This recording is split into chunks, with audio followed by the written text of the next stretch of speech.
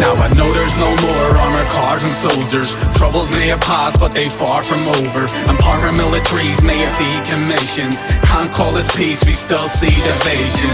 And these days there is not as much hatred. I still wouldn't feel safe walking in certain places. Now I know that things are more equal, but I still know sectarian people. Look, I was raised in a place segregated by hatred. A nation basically racist in its nature, where we having us a name main sad in the peace lanes. Just the same that remains, we still insane that. I still sense the tension when history is mentioned among men from opposite sides of the contention. While most blame religion on the division, me it didn't, cause both sides supposed to be Christian. And see no point in us playing the blame game, cause that just keeps the country stuck staying in the same lane. If you disagree with what I'm saying, then so be it. At the end of the day, look, I just say it how I see it.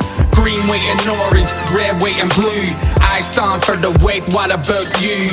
Green, white and orange, red, white and blue. I stand for the white, what about you? Now I know there's no more armored cars and soldiers. Troubles may have passed, but they far from over. And paramilitaries may have decommissioned. Can't call this peace, we still see division.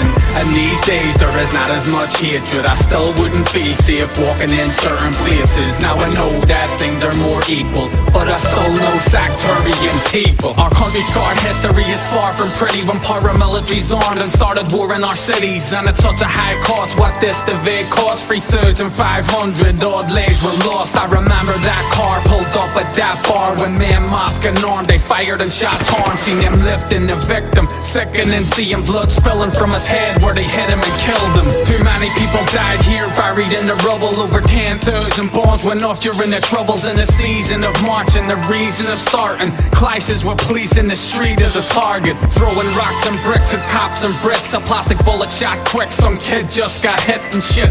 This all went on, I'm just reporting it. And to the dissidents, I'm just not supporting it. Now I know there's no more armored cars and soldiers. Troubles may have passed, but they far from over. And paramilitaries may have decommissioned. Can't call this peace, we still see division.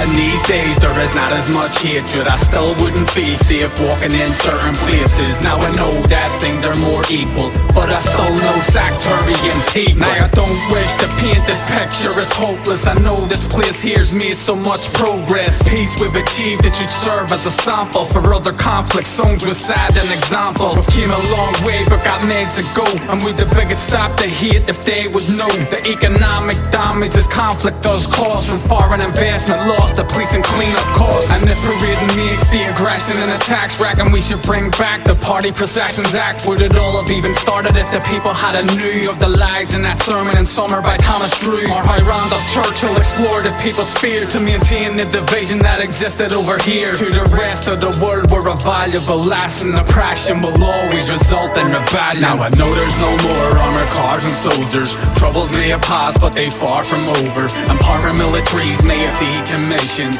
Can't call this peace, we still see division. And these days there is not as much hatred. I still wouldn't feel safe walking in certain places. Now I know that things are more equal, but I still know sectarian people.